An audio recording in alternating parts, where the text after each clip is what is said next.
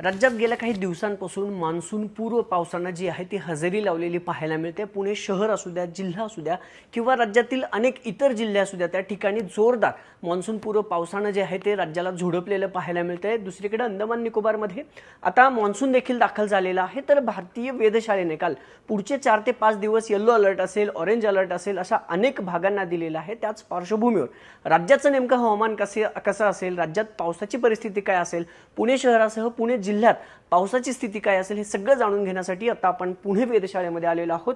आपल्यासोबत सानप सर आहेत। गेल्या अनेक दिवसांपासून या सगळ्या हवामानाच्या परिस्थितीवरती पुणे वेधशाळा लक्ष ठेवून आहे, कारण जो मान्सून येणार आहे तो देखील यंदा लवकर येईल असं सांगण्यात आलं होतं आणि त्याच पार्श्वभूमीवर आपण पुणे वेधशाळेकडून जे आहे ते सगळं जाणून घेणार आहोत। सर, स्वागत आहे तुमचं न्यूज 18 लोकमतमध्ये। सर, मान्सून पूर्व पावसाला सुरुवात झालेली आहे। आज राज्याची स्थिती काय आहे? राज्यातील कुठल्या भागाला ऑरेंज अलर्ट आहे, येलो अलर्ट आहे? पाऊस कसा असेल? पुणे शहर असेल, जिल्हा असेल किंवा राज्य असेल? ओके. मध्य महाराष्ट्रातील बहुतांश जिल्ह्यांमध्ये ऑरेंज अलर्ट काल आणि आज दिला गेलेला आहे. काल तर आपण बघितलं की मध्य महाराष्ट्रातील बऱ्याच जिल्ह्यांमध्ये थंडरस्टॉर्म्स म्हणजेच मेघगर्जनेसह पावसाची नोंद झालेली आहे. आजसुद्धा जसं की पुणे असेल, त्यानंतर अहिल्यानगर असेल, नाशिक असेल या जिल्ह्यांना ऑरेंज अलर्ट दिलेला आहे. ऑरेंज अलर्ट हा हेवी रेनफॉल किंवा अतिवृष्टीसाठी नाही आहे, तर तो थंडरस्टॉर्मच्या पावसासाठी आहे. ज्यावेळी थंडरस्टॉर्म्स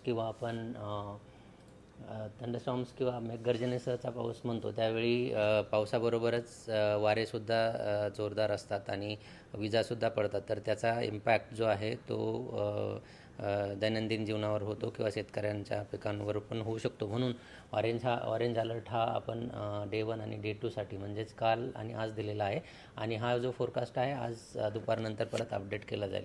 आणि येणारे 5 दिवस म्हणजे 18 तारखेपर्यंत जरी आपण बघितलं तर त्यामध्ये बहुतांश जिल्ह्यांना आपण येलो अलर्ट दिलेला आहे. म्हणजेच तिकडे मेघगर्जनेच्या पावसासह वारेसुद्धा 30 ते 40 किंवा 50 ते 60 किलोमीटर प्रति तास वाहण्याची शक्यता आहे. ही स्क्रीन आहे जी आपण पाहतोय। सर, फक्त आम्हाला दाखवा की आज जसे 15 तारीख आहे आणि ऑरेंज, येलो आणि ग्रीन असं तुम्ही महाराष्ट्र डिवाइड केलाय, तर आम्हाला दाखवा की नेमकं ऑरेंज अलर्ट कुठल्या जिल्ह्याला आहे, येलो अलर्ट कुठल्या जिल्ह्याला आहे? हां, तुम्ही इथे बघू शकता की अहिल्यानगर, नाशिक, पुणे, सातारा या जिल्ह्यांना म्हणजे ऑरेंज अलर्ट दिला गेलेला आहे. कोकण, मराठवाडा आणि विदर्भातील बहुतांश जिल्ह्यांना येलो अलर्ट दिला गेलेला आहे. आणि 16 आणि 17 आणि 18 तारखेला मेनली मध्य महाराष्ट्र आणि मराठवाड्यातील काही जिल्हे आणि विदर्भातील काही जिल्ह्यांना येलो अलर्ट आहे. तर येलो अलर्टमध्ये जास्त इम्पॅक्ट इतकासा नसतो, परंतु वारे जे आहे किंवा विजा जे आहे त्यापासून स्वतःचं संरक्षण करून घेणं गरजेचं आहे. बरं सर, पुढल्या 4 दिवसाचा जर राज्याचा विचार केला तर राज्याच्या कुठल्या भागात पावसाची कशी शक्यता आहे? म्हणजे आपण जर विभागावाईज जर केलं तर मराठवाडा असेल, कोकण असेल, पश्चिम महाराष्ट्र असेल किंवा मुंबई असेल? हो, आता आपण बघा मध्य महाराष्ट्र आणि कोकण आणि मराठवाड्याचा काही भाग यामध्ये आज थंडरस्टॉर्म्स म्हणजे मेघगर्जनेसह पाऊस होण्याची शक्यता आहे. ते आपण ह्या मॅपमधून ऑलरेडी बघितलेलं आहे. आणि विदर्भातील काही जिल्ह्यांमध्ये 16 आणि 18 तारखेला येलो अलर्ट दिला गेलेला आहे. पाऊसाचा इम्पॅक्ट इतका नाही आहे त्यामध्ये, पण जो वारा आहे आणि विजा पडतात या पावसामध्ये, मान्सूनपूर्व पावसामध्ये, तर त्याचा इम्पॅक्ट जास्त होऊ शकतो. सर, एक प्रश्न असा आहे की वादळी वाऱ्याची देखील भारतीय हवामान खात्यानं काल शक्यता वर्तवली होती। वाऱ्याचं 30 ते 35-50 किलोमीटर प्रति तासाने वाहील, त्याचं काही अनुमान लावण्यात आले का आपल्याकडून? तो वारा कसा असेल? महाराष्ट्रावर त्याचं काही संकट येऊ शकतं का किंवा इतर गोष्टी होऊ शकतात का पावसाच्या? ओके.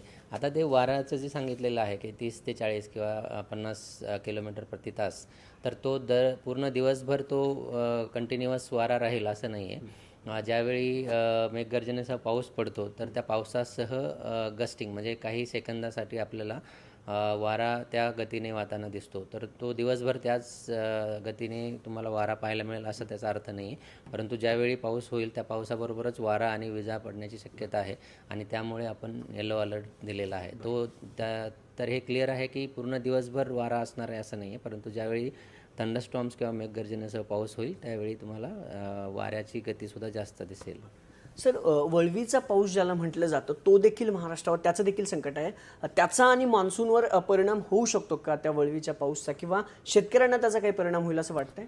हो, नक्कीच. म्हणजे जसं आपण ऑरेंज किंवा येलो अलर्ट दिलेला आहे, त्यामध्ये आपण क्लिअरली सांगितलं आहे की 30 ते 40 किंवा 40-50, काही ठिकाणी 50 ते 60 किलोमीटर प्रति तास वारा वाहण्याची शक्यता आहे. तर हॉर्टिकल्चर क्रॉप्स आहेत, तर त्यांना नक्कीच त्याचा फटका बसू शकतो. तर त्यांनी ज्या ज्या ठिकाणी ऑरेंज अलर्ट दिलेला आहे, तर हॉर्टिकल्चर क्रॉप्सची काळजी घेणं गरजेचं आहे. आणि जे काही पिकं काढणीला आलेले आहेत, उन्हाळी पिकं, तर त्याचीसुद्धा काळजी घेणं गरजेचं आहे. किंवा जे पिकं काढणीला आले आहेत, तर ते काढून घेणं पण गरजेचं आहे.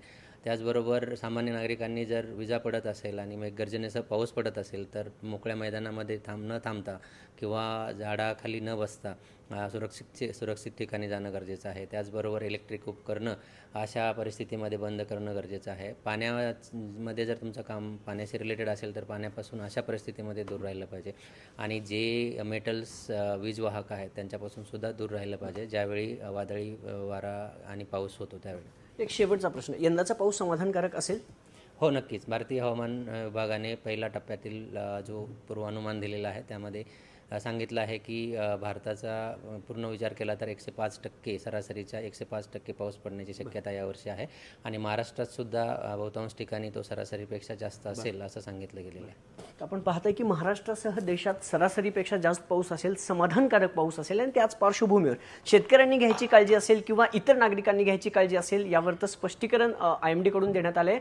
आणि आजचा हा फोरकास्ट आहे ऑरेंज अलर्ट पश्चिम महाराष्ट्रातल्या कुठल्या जिल्ह्यांना दिलेला आहे, येलो अलर्ट कुठला आहे किंवा ग्रीन अलर्ट कुठला दिलेला आहे, तर हे पूर्ण 5 दिवसाचं आहे. आणि पुढल्या 5 दिवसात महाराष्ट्रातल्या अनेक जिल्ह्यांमध्ये अवकाळी पावसाची शक्यता आता पुणे वेधशाळेकडून देखील वर्तवण्यात येते आहे. अभिजित पोते, न्यूज 18 लोकमत, पुणे.